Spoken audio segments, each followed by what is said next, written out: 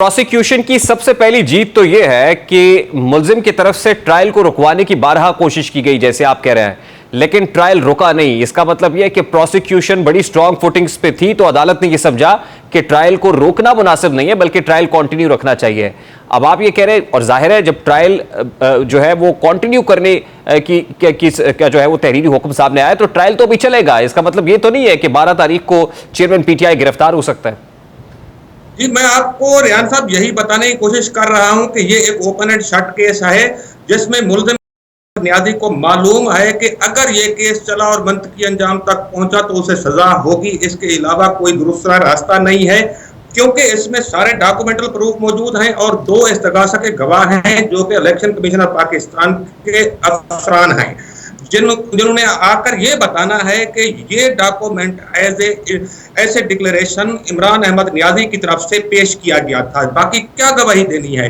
अब मुल्जिम के होने के सुप्रीम कोर्ट से हम ऑर्डर ले सकते हैं, और मेरा ख्याल है कि मुल्जिम नियाजी ट्रायल कोर्ट में नहीं जाएंगे, बल्कि सुप्रीम कोर्ट से ट्रायल रुकवाने की एक बार फिर कोशिश करेंगे, क्योंकि आप जानते हैं कि मुल्जिम ट्रायल कोर्ट का ट्रायल रुकवाने के लिए पहले भी कई बार कोशिशें कर चुका है। इस्लामाबाद हाई कोर्ट से स्टे ऑर्डर भी ले चुका है, कई महीनों तक ट्रायल रुका रहा। आपको यह भी मालूम होगा कि किस किस तरीके से इस केस में, तोशाखाना केस में, एडिशनल सेशन कोर्ट इस्लामाबाद में फर्द जुर्म लगने का जो मरहला था उसमें रुकावटें डाली गई।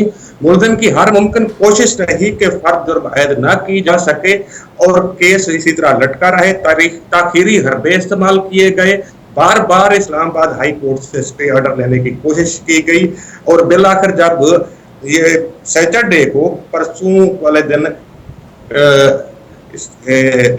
इस्लामाबाद हाई कोर्ट के ऑर्डर के बामुताबिक ट्रायल कोर्ट यानी एडिशनल सेशन जज इस्लामाबाद ने एक ऑर्डर दिया और खान की दरखास्त को खारिज करते हुए दोबारा इस केस को काबिल समाअत करार दिया है। तो बिल्कुल ये एक अहम समाअत होने जा रही है 12 जुलाई को, क्योंकि एडिशनल सेशन जज इस्लामाबाद ने इस्तगासा के गवाहों को बुला लिया है। आप जानते हैं कि ये case open and shut case है। अगर 5 दिन इसकी समाअत मुसलसल होती रहे या हर हफ्ते 1 दिन की तारीख दी जाए, तो 5 हफ्तों के दौरान, मतलब 1 महीने के दौरान ये केस डिसाइड हो सकता है, क्योंकि इसमें इस्तगासा के टोटल 2 गवाह हैं और इसके अलावा डॉक्यूमेंटल प्रूफ हैं कि किस तरह मुल्जिम ने अपने ऐसे डिक्लेरेशन में वो तहाइफ जो कि रिटेन किए थे, बेचे थे और उनसे इनकम हासिल की थी, वो इनकम डिक्लेयर नहीं की, जिसकी बुनियाद पर इलेक्शन कमीशन ऑफ पाकिस्तान पहले ही मुल्जिम खालिद साहब, पास वाहिद रिलीफ का जो रास्ता है ना, वो यही है कि इसको पेंडिंग करें, ताखीरी हरबे इस्तेमाल करें, यहाँ तक ताखीरी हरबे इस्तेमाल करता रहे कि उसकी किसी ना किसी तरीके से हुकूमत आ जाए और फिर वो अपनी मर्जी का जज लगाकर अपने हक में फैसला ले सके। मुल्जिम के पास सिर्फ यही रास्ता है बचत का, इसके अलावा कोई और रास्ता नहीं है। आप देख रहे हैं कि फरवरी से ये case additional session court Islamabad में आया हुआ है और कितने महीने तक फर्द जुर्म नहीं लगने दी, क्योंकि कानून के मुताबिक फर्द जुर्म जब तक नहीं लगेगी केस आगे नहीं बढ़ सकता था। अब फर्द जुर्म किसी ना किसी तरीके से लग चुकी है। जब मुल्जिम गिरफ्तार हुआ तो पुलिस कस्टडी में था और पुलिस कस्टडी में लाया गया, उसके सामने चार्जशीट पढ़कर सुनाई गई और इस तरीके से चार्जशीट लग गई है। अब आगे मरला है एविडेंस का, गवाहों के पेश करने का। वो गवाह पेश होंगे। अगर सुप्रीम कोर्ट का ऑर्डर ना आया, सुप्रीम कोर्ट ऑफ पाकिस्तान की तरफ से समाअत को ना रोका गया, ट्रायल को मुअख्खर ना करवाया गया, तो ये केस मैं कह रहा हूं कि 5 समाअतों के अंदर अपने अंजाम को पहुंच सकता है, मंतकी अंजाम को।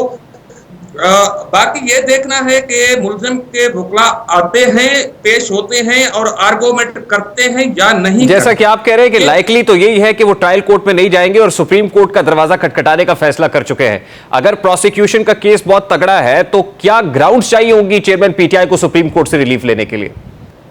अच्छा, मैं इस बात सिर्फ करना चाहता था कि जब इस्लामाबाद हाई कोर्ट का फैसला आया इसके ऊपर भी 4-5-6 दिन पहले, तो उस वक्त फैसला आने पर पीटीआई के लोगों ने, मुल्जिम के जो फॉलोअर हैं, उन्होंने मिठाइयां बांटी, ट्विटर के ऊपर टॉप ट्रेंड चलाया और इसको अपनी फतह करार दिया।